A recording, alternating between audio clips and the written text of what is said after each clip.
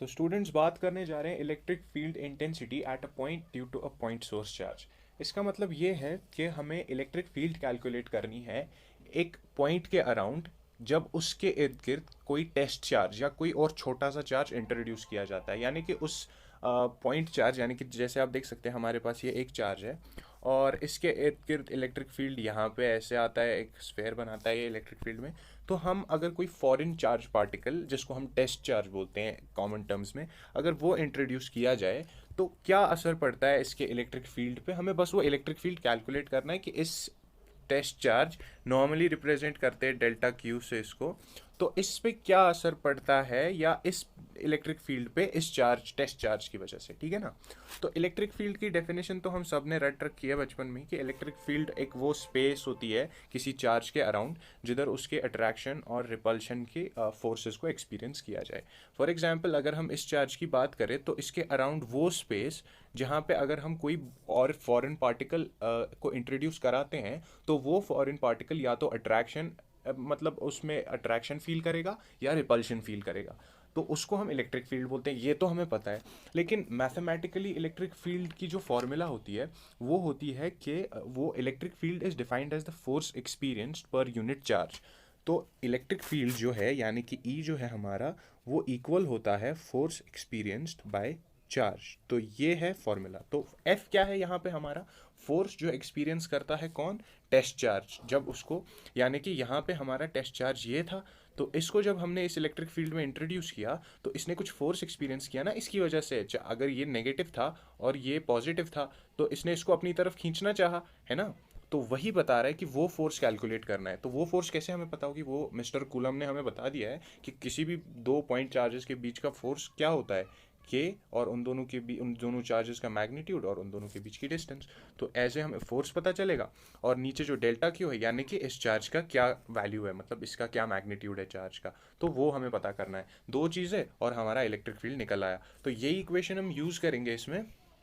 तो आगे बढ़ते हैं। सबसे पहले आपने हमने इलेक्ट्रिक फील्ड का कॉन्सेप्ट क्लियर कर लिया, टेस्ट चार्ज का भी कॉन्सेप्ट क्लियर कर लिया, और जो ये बीच वाला जो पॉइंट चार्ज कंसीडर कर रहे हैं हम उसका भी पॉइंट हमने कॉन्सेप्ट क्लियर कर लिया।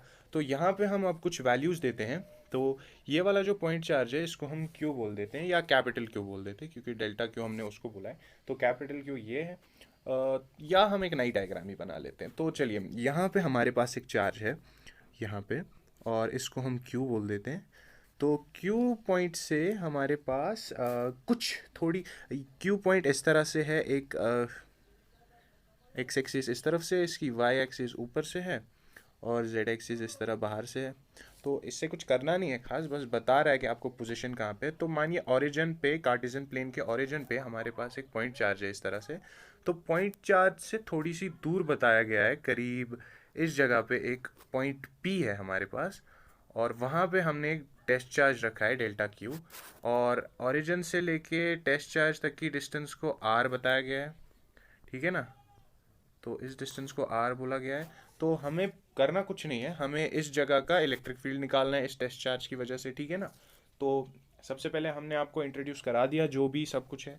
तो अब हम चलते हैं डेरिवेशन पे इसकी। तो मैंने आपको अभी बताया कि हमें फोर्स निकालना है ना, मतलब इस पूरे एरिया का फोर्स क्या है, मतलब इस पॉइंट और इस पॉइंट के बीच में तो फोर्स निकालना है ना। तो करना कुछ नहीं है, हम बस अपना कूलॉम्स लॉ यूज़ करेंगे। फोर्स इक्वल होता है 1/4 पाई एप्सिलॉन नॉट, बिल्कुल धीरे धीरे समझा रहे हैं, 1/4 पाई एप्सिलॉन नॉट।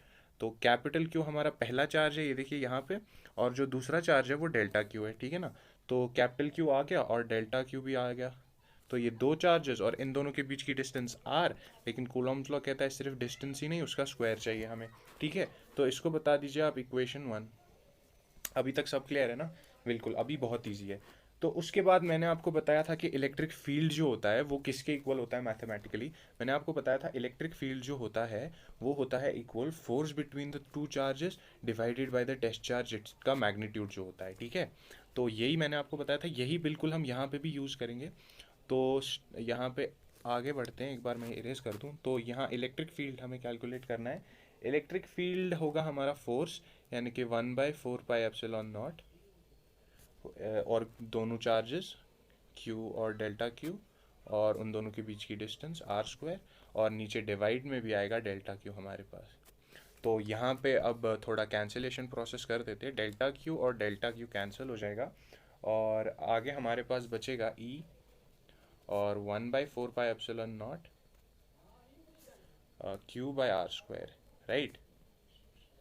तो ये है हमारा इलेक्ट्रिक फील्ड। आप इसका मैग्नीट्यूड भी ले सकते हैं, बिल्कुल सेम ही रहेगा वेक्टोरियल फॉर्म में भी और स्केलर फॉर्म में भी। तो ये इंपॉर्टेंट इक्वेशन है, न्यूमेरिकल्स में यूज़ होती है, लेकिन हमें डेरिवेशन से मतलब था, तो ये थी डेरिवेशन। तो ये जो इंटेंसिटी ऑफ इलेक्ट्रिक फील्ड होती है ये डिपेंड करती है वैल्यू या स्ट्रेंथ ऑफ सोर्स चार्ज पे, मतलब कि जो हमारा कैपिटल क्यू है ये इसकी स्ट्रेंथ पे डिपेंड करता है जो इलेक्ट्रिक फील्ड होता है, और डिस्टेंस कितनी है सोर्स चार्ज और टेस्ट चार्ज के बीच। तो ये और ये जो इलेक्ट्रिक फील्ड होता है ये पॉइंट चार्ज में ये स्फेरिकली सिमेट्रिक होता है, मतलब बिल्कुल कॉन्सेंट्रिक सर्कल्स में आपका इलेक्ट्रिक फील्ड बनेगा। तो ये थी कुछ पॉइंट्स जो मैंने आपको बताए पॉइंट चार्ज के रिलेटेड, जो इलेक्ट्रिक फील्ड होता है उसको कैसे कैलकुलेट करते हैं। उम्मीद है आपको सब समझ आ चुका होगा। Thank you so much for watching.